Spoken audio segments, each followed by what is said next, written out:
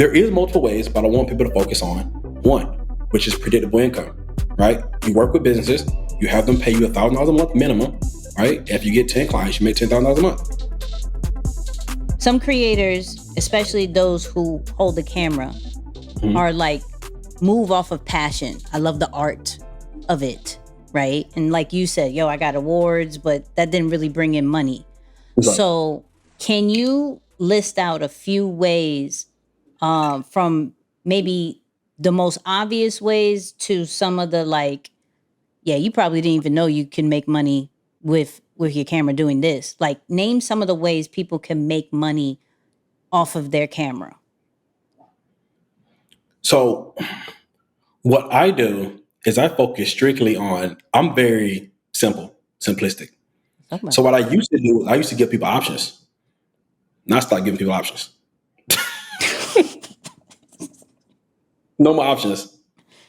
Right? When I first started, I used to let people just do whatever you want. You want to do music videos, you can make money off that. You want to do this, you can make money, which is true. But when I hired a coach and he asked me a couple of questions, he was like, well, how can you help people get the fastest results and less effort and guarantee it? I was like, well, they have to do what I do. They have to work with businesses. They have to do retainer and charge monthly. That's what I tell people to do. People have one pricing. They have one strategy. People use one platform. It's one everything, right? It's more so like I create like an In-N-Out burger. So when you go to In-N-Out, it takes literally seconds to order. Right. Cheesecake Factory, it takes longer. So I created In-N-Out. So basically, I say all that. The answer to your question is, there is multiple ways, but I want people to focus on one, which is predictable income, right? You work with businesses, you have them pay you $1,000 a month minimum, right? If you get 10 clients, you make $10,000 a month. So there's no more confusion. There's no more distraction. There's nothing else left that you have to think about or do until you get to 10K a month. Once you get to 10K a month, I don't care what you do.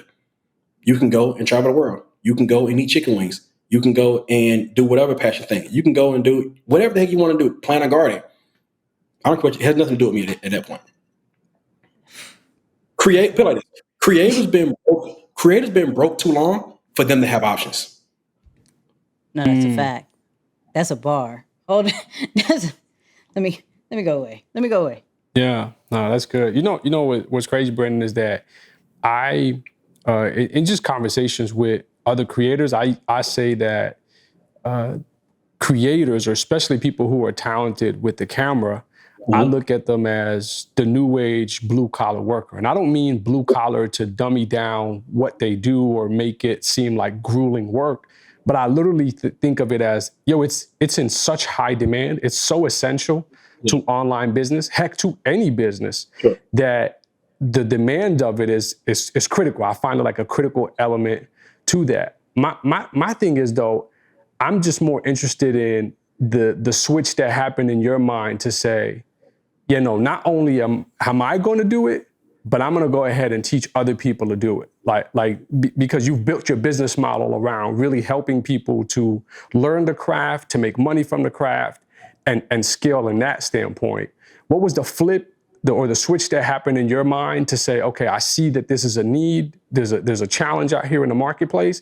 I'm going to go ahead and jump into that space and utilize.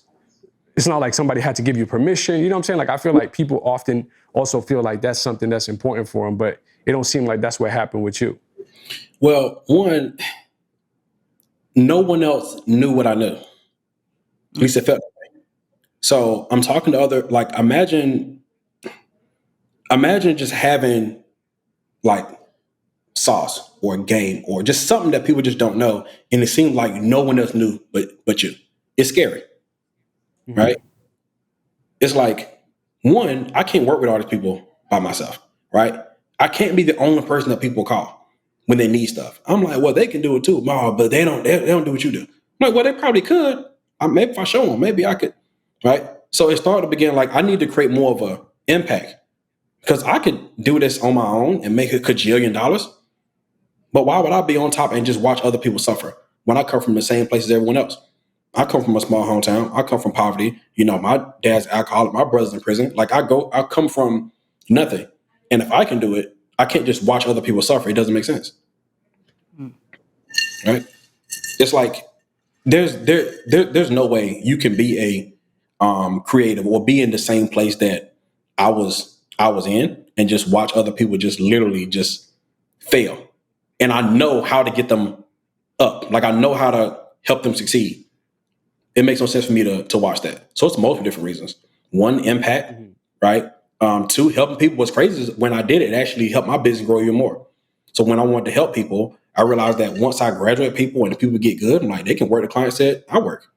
I'm like, shoot, I don't have to shoot. Let them shoot it. I'm like, shoot, this is, it kind of added another thing. So it's like, when you start to do good, you start to operate in this abundance mindset, like more will come to you. So that wasn't my plan initially, but then it turned into it. Okay, let me stay there. So for those people who are going to like, okay, I'm gonna take it into a business, but like maybe even that agency route, right? Okay. What was the very first couple of steps that you did? Did you get a team? Did you get more equipment? Did you like what was those? Did you just get the logo and just kept moving? Like, what are those steps to make it into the agency that you have? And then also, on top of that, what is one thing that you wish you could do over from it and like avoid completely? Yeah. All right. So I'm assuming you mean like start your own agency, right? Do you mean that? Yeah. Okay, cool. So the first thing I did was I started with retainers. So initially you charge people a lot of money every month. Right. Once you start that, because what happens is it creates a system, right, of predictable income, and you have something. You basically got this assembly line or this Chick-fil-A essentially, right? Once I know that I'm getting this amount of money every single month, I can put a system behind it. Meaning, I can now put employees in place. I can put somebody can work the cash register, somebody can work the fries. Because if you're just doing it, if you don't know, put it like this: if you hire people and you don't know what gigs are coming or whatever, and they're just kind of sitting back waiting, you can't guarantee people anything. You can't guarantee people gigs. You can't guarantee people money. So first thing I did was I created a structure where I can guarantee me, myself money first. And then from there, I created a system around it, right? So I'm like, this is how I shoot this person, right? This is how this needs to be edited. This is the time I do it. This is the best way to do this. This is a system in place, meaning I can walk away and anybody can do this. I can go in a coma tomorrow and somebody else can be bringing shot me today.